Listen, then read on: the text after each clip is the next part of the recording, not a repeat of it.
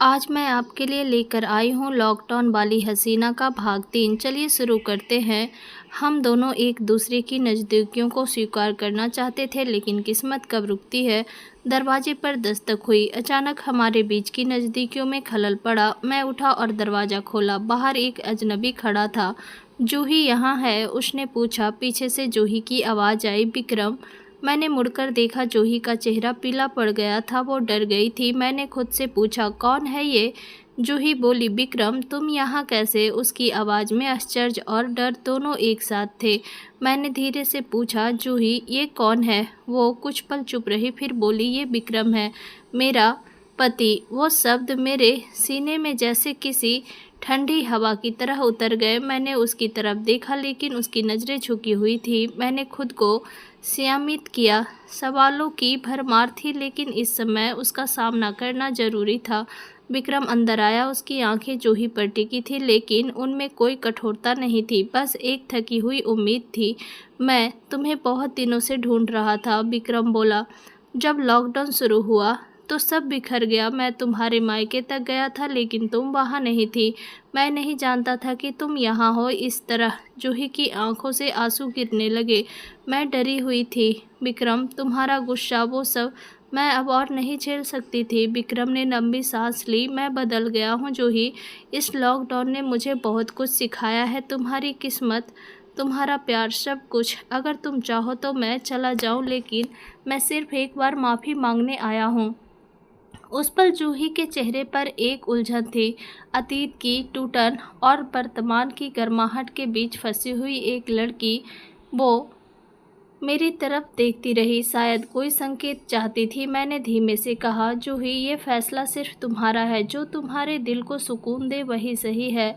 जूही ने आंसू पोंछे और विक्रम की तरफ देखा, फिर मेरी ओर एक लंबी सांस ली। मुझे थोड़ा टाइम चाहिए, जूही ने कहा। विक्रम ने सिर झुकाया और बोला, मैं यहीं पास के होटल में रुकता हूँ। जब लगे कि बात करनी है तो बस बता देना। वो मुड़ा और चला गया। उसके जाने के बाद कमरे में फिर वही खामोशी लौट आई, लेकिन अब वो सुकून भरी नहीं थी। वो टकराव की, उलझन की खामोशी थी।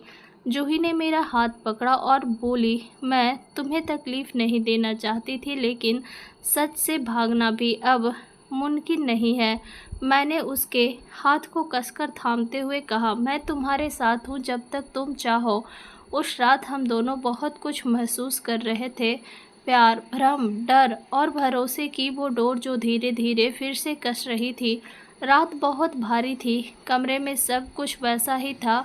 दिया जल रहा था। हवा अब भी खामोश थी, लेकिन हमारे दिलों में तूफान मचा हुआ था। विक्रम के जाने के बाद जूही की आंखें बार बार दरवाजे की ओर जाती, मानो कोई अधूरी बात उसे भीतर से खींच रही हो। मैंने चुपचाप उसका हाथ थामे रखा, पर मन में सवाल उठ रहे थे। क्या वो वापस जाएगी?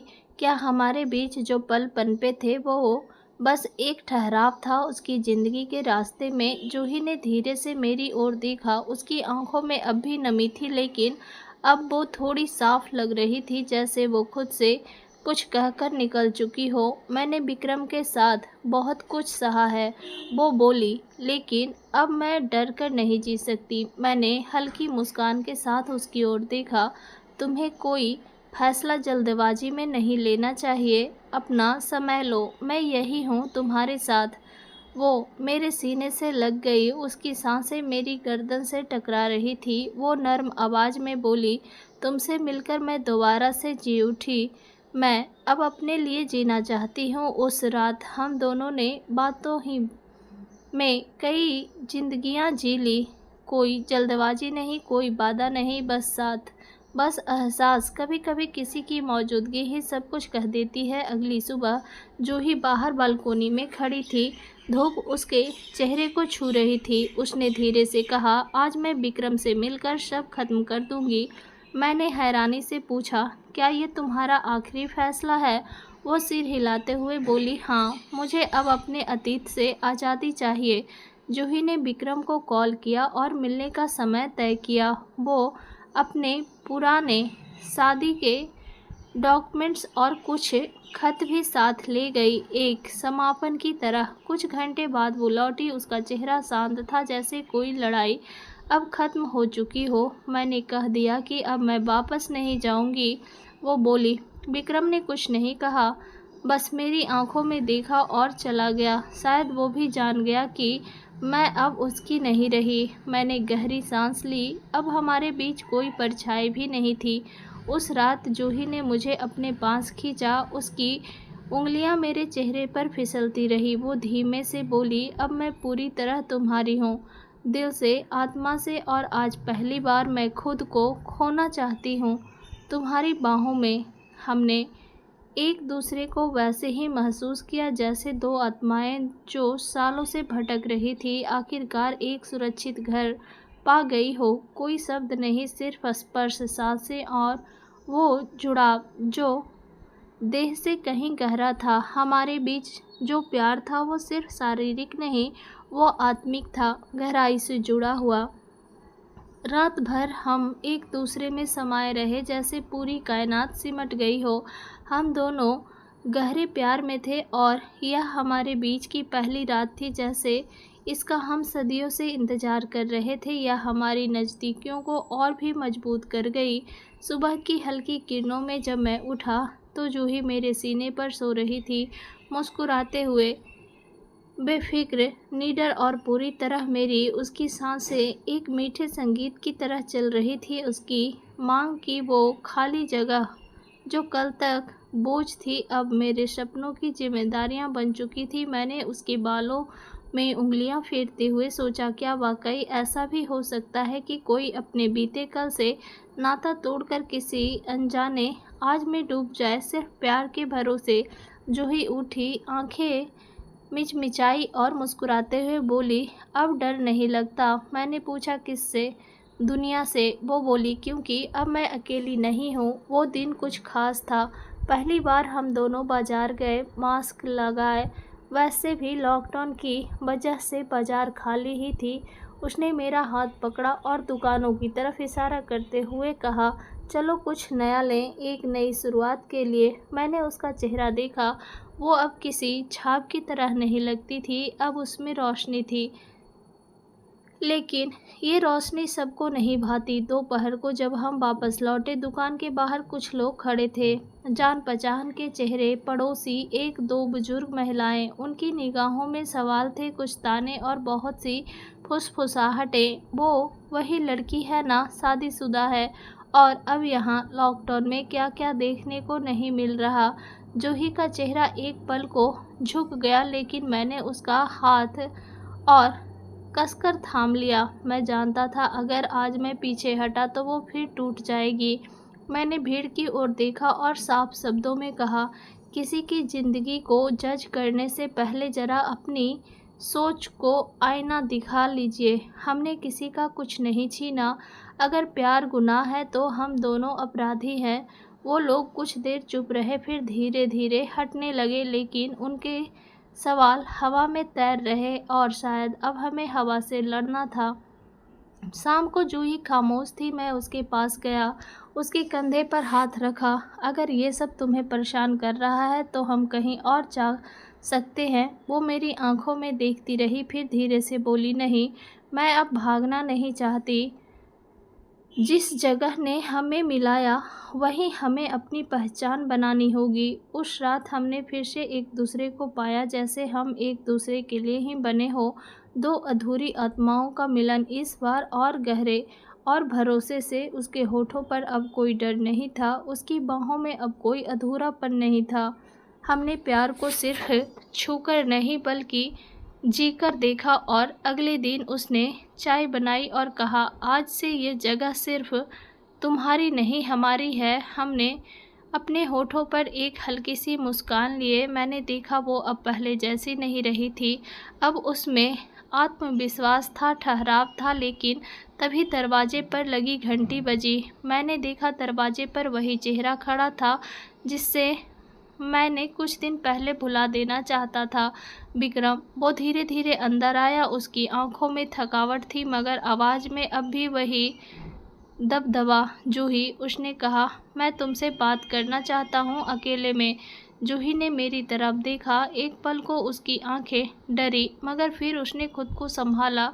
जो भी बात है यही कहो, अब मेरी ज़िंदगी में कोई कोना छुपा नहीं है। विक्रम कुछ पल चुप रहा, फिर गहरी सांस ली। मैं जानता हूँ मैंने तुम्हें उस रिश्ते में बहुत कुछ सहने पर मजबूर किया, लेकिन मैंने खुद को बदला है। ये लॉकडाउन मेरे लिए भी आईना था। मैं जानता हूँ कि मैं तुम्हारे काबिल नहीं था, लेकिन सिर्फ एक मौका चाहता हूँ माफ़ी मांगने का। मैंने देखा जूही का चेहरा शांत था, जैसे सब कुछ पहले से तय हो। विक्रम, उसने कहा, जो टूट चुका है उसे फिर से जोड़ने की ज़रूरत नहीं होती, बल्कि समझने की होती है कि क्यों टूटा था। तुम्हारी माफ़ी मेरे लिए मायने रखती है, लेकिन अब मेरी दुनिया कोई और है। विक्रम मेरी ओर पलटा। उसकी आंखों में आक्रोश नहीं था, बस एक हार हुई लड़ाई जो स्वीकार करने का भाव। और तुम? उसने मुझसे पूछा। मैंने सीधा जवाब दिया, मैंने जूही से कुछ नहीं छीना, जो था उसे बस अपनाया है। विक्रम ने गर्दन झुकाई, फिर बोला, शायद तुम वही हो जिसे ये हमेशा डिजर्व करती थी। वो बिना और कुछ कहे चला गया। जूही ने गहरी सांस ली, फिर मेरी ओर देखा। तुम्हें डर नहीं लगा कि शायद मैं वापस चली जाऊं? मैं मुस्कुराया। अगर रिश्ता सच्चा हो तो हर डर किस बात का, और अगर झूठा हो तो रोकने का क्या फ़ायदा? उसने मेरी उंगलियां थाम ली। अब मैं कहीं नहीं जाऊंगी। उस शाम हमने छत पर बैठकर चाय पी। दूर दूर तक रोशनी फैली थी और पास पास थी हमारी खामोशियाँ, जो अब डर से नहीं यकीन से भरी थी। पर क्या यह वाकई अंत था, या विक्रम की वापसी कोई और राज खोलने वाली थी? वो शाम जूही की आंखों में राहत और मेरी हथेलियों में भरोसे की तरह उतर रही थी। हम दोनों छत पर थे। आसमान में कुछ देर पहले तक जो बादल थे, अब वो साफ हो चुके थे। सब कुछ शांत था, लेकिन अंदर ही अंदर जैसे कोई तूफान दबा हुआ था। अचानक नीचे दरवाजे पर फिर से दस्तक हुई। मैं चौंका फिर से। जूही भी कुछ घबरा गई। मैं नीचे गया और दरवाज़ा खोला। सामने वही विक्रम था, लेकिन इस बार उसके हाथ में एक पुराना खत और एक फोल्डर था। वो बोला, मैं जानता हूँ मुझे अब यहाँ नहीं आना चाहिए था, लेकिन एक बात बाकी है जो तुम्हें जाननी चाहिए। सिर्फ तुम्हें नहीं, जूही को भी। जूही अब हमारे पास आ चुकी थी। उसकी आंखों में उलझन थी। अब क्या है विक्रम? विक्रम ने फोल्डर मुझे थमाया।